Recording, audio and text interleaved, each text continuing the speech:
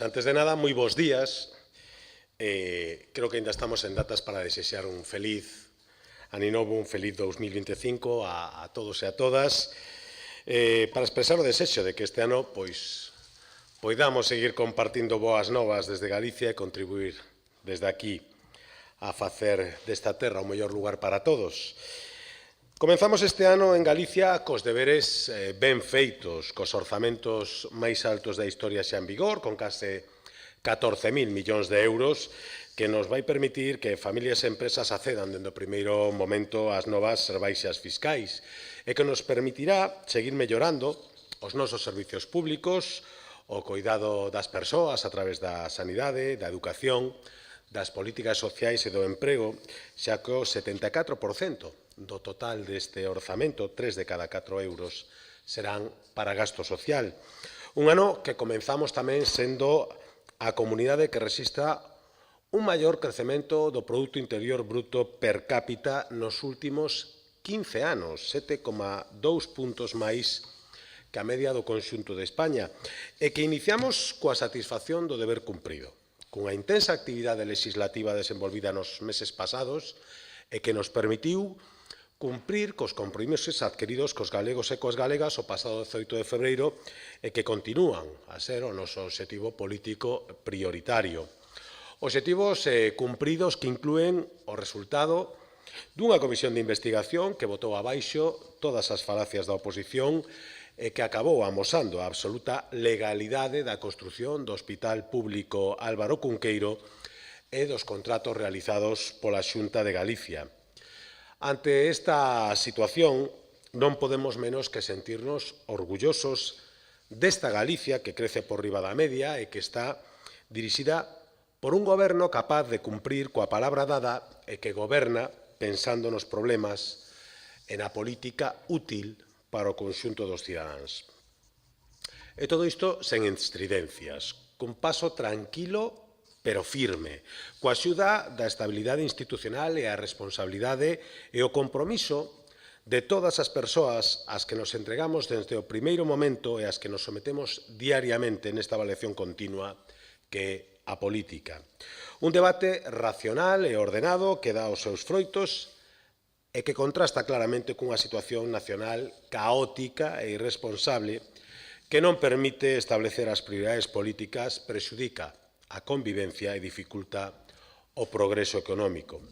Porque fronte ao peor goberno central da nosa historia, Galicia ten un goberno con altura de miras, compromiso e visión de futuro. É un estilo de gobernar e de facer política baseado na estabilidade, no rigor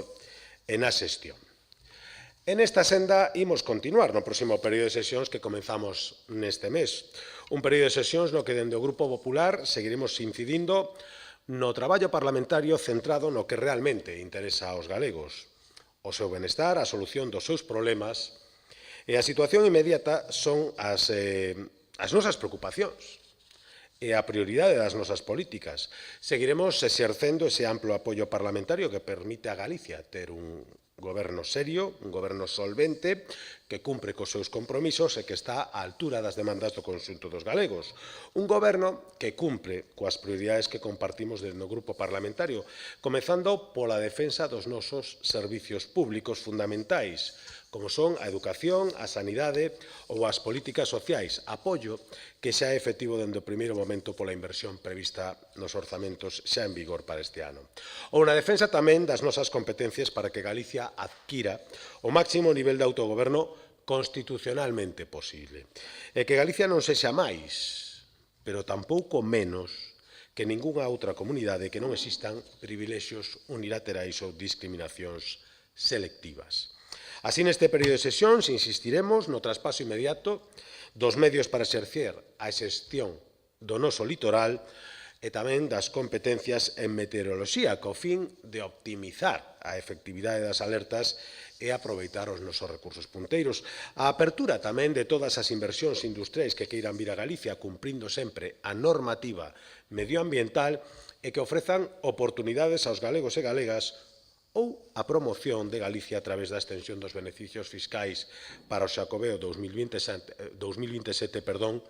serán tamén obxectivos prioritarios para os deputados e deputadas deste grupo parlamentario. Obxectivos claros para que Galicia continúe pola senda dun crecemento sostible, con compromiso e visión de futuro, sendo útiles aos galegos e defendendo sempre o interés xeral de Galicia. Esperamos, aínda que temos poucas expectativas, que os partidos da oposición se incorporen dunha vez por todas a traballar en serio por Galicia e polos galegos, en lugar de argallar cortinas de fume na procura exclusiva de intereses electorais que, por certo, cada vez lle resultan menos favorables.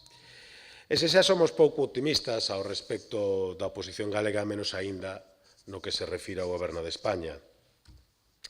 É máis á vista das recentes declaracións do ministro Óscar Puente ao respecto da situación dos servicios ferroviarios en Galicia e da conexión por alta velocidade con Portugal, unhas declaracións coas que demostra que o Goberno de Sánchez prefire mirar ao pasado que afrontar as súas responsabilidades presentes e, do mesmo xeito, prefire botar valóns fora antes que asegurarnos infraestructuras precisas para hoxe e tamén para o futuro de Galicia. E que os galegos merecemos e necesitamos un ministro de transporte menos ocupado en estudar a antropoloxía dos povos indígenas e máis ocupado en resolver dunha vez os continuos problemas dos servicios ferroviarios galegos e en atender os compromisos que segue sen cumprir en relación co corredor atlántico e, por suposto, en comprometerse firmemente co AVE Galicia-Portugal, como mínimo, ao igual que xa fixo o goberno do país veciño, e deixar de cuestionar esta infraestructura estratégica para o noso país, porque insistimos co actual estado de tramitación, as obras na parte española da saída sur de Vigo non estarían rematadas, como pouco, ata finais do ano 2034. En definitiva, chove sobre mollado no que se refire aos agravos do goberno do señor Sánchez coas infraestructuras de Galicia, como xa temos exemplos notables, por exemplo, en relación coa AP9 ou coa AP53, autoestradas estatais que, a pesar da gratuidade que nos prometoren socialistas e nacionalistas, non só seguen sendo as máis caras de España, senón que este ano voltan a subir as súas peaxes. Non podo deixar de facer mención nesta rolda de prensa a grave situación que está a vivir un país irmá, Venezuela. Onte tivemos a oportunidade de asistir e apoiar as concentracións en apoio á democracia, á liberdade e aos dereitos do pobo venezolano e exixir o respecto ao resultado electoral do pasado ano. Algo que non debería ser necesario se a situación do país non fora a que e por iso hoxe manifestamos o noso apoio a Edmundo González e a María Corina Machado nas duras circunstancias que está vivindo o pobo venezolano. E denunciamos unha vez máis a postura dunha oposición en Galicia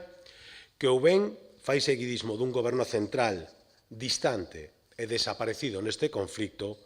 ou aposta abertamente polos ideais dun dictador como Maduro. Simplemente podemos calificalo de lamentable. A nosa solidaridade tamén coa situación incerta do activista e xornalista, fillo de galegos, Carlos Correa, e exiximos ao Goberno Central que mova a ficha para lograr a súa liberdade inmediata e a dos presos que o son exclusivamente por non ser afíns ao réxime dictatorial que goberna na actualidade Venezuela. Hoxe é un día importante para os venezolanos, o gallá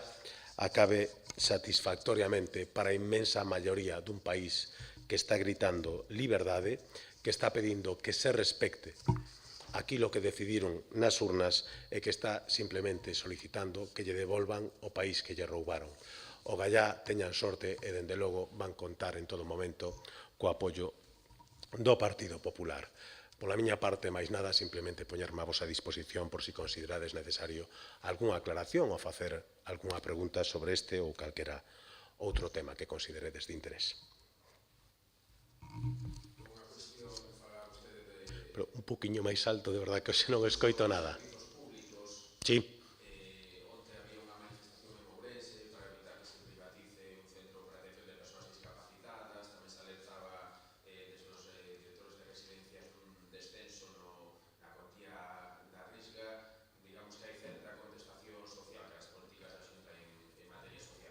A mí me parece unha magnífica noticia que Ourense vaya dispoñer por fin dunha infraestructura longamente demandada e que este goberno vai facer realidade. E, como sempre, o que buscaremos, o que estou seguro que vai buscar o goberno, é a xestión que mellor garanta ese servicio. Sexa cal sexa, se vai tomar esa decisión atendendo única e exclusivamente o mellor interés dos usuarios dese servicio. E, a partir de aí, pois cada un pode ter a súa opinión ao respecto, pero a min me extraña que grupos que defenden esa xestión alá onde gobernan despois a critiquen alá onde están na oposición. É unha cuestión que lle corresponde explicar a eles. Perdón, a segunda cuestión era... sobre o tema da Risga. Creo que xa foi contestado dende o goberno, e creo que de maneira clara. Creo que aí hai datos que son abertamente contradictorios coa realidade que se está a expoñer. En todo caso, nós o que levamos moito tempo solicitando para unha mellor atención de todas esas situacións é que se nos ceda a xestión do ingreso mínimo vital. Creo que sería unha magnífica noticia que se deixaran de dar bandazos para permitir unha compatibilidade nos supostos que así o demanden de ambas axudas para facilitar a inserción social, que é o que debería perseguir, e, dende logo, que defende o goberno galego, en todo caso, que deben perseguir este tipo de axudas, unha inserción social, porque ao que aspiramos é a que se estendan todo o necesario durante o tempo que sexan precisas, pero, sobre todo, que sirvan para que os beneficiarios deste tipo de axudas poidan abandonar esa situación, poidan incorporarse plenamente ao mercado laboral e poidan, polo tanto, en un futuro razonable, deixar de depender dese tipo de axudas porque revertiuse a súa situación social e son capaces de valerse e de autosatisfacer as súas necesidades a través do seu propio esforzo. Eu creo que é o que aspira calquera goberno razonable e, dende logo, é ao que aspira o goberno galego, que leva moito tempo demandando as ferramentas necesarias para poder atender o mellor posible esa situación. O allá que Galicia, falaba antes desa situación de discriminación respecto de outras comunidades, pois dispoña canto antes das ferramentas das que xa dispoñen outras comunidades autónomas. Galicia, como decía antes, non quere ser máis que ninguén, pero tampouco acepta ser menos que ninguén.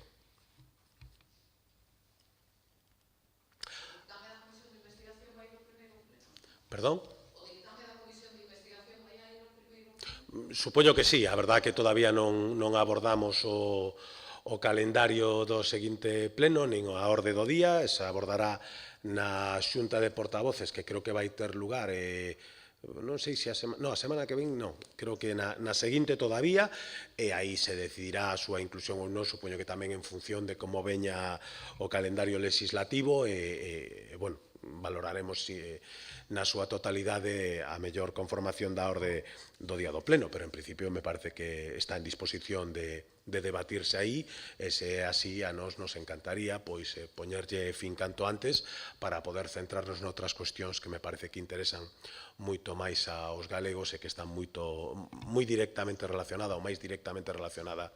co seu estilo de vida, coas súas necesidades vitais do día a día, que creo que é o que realmente lles preocupa.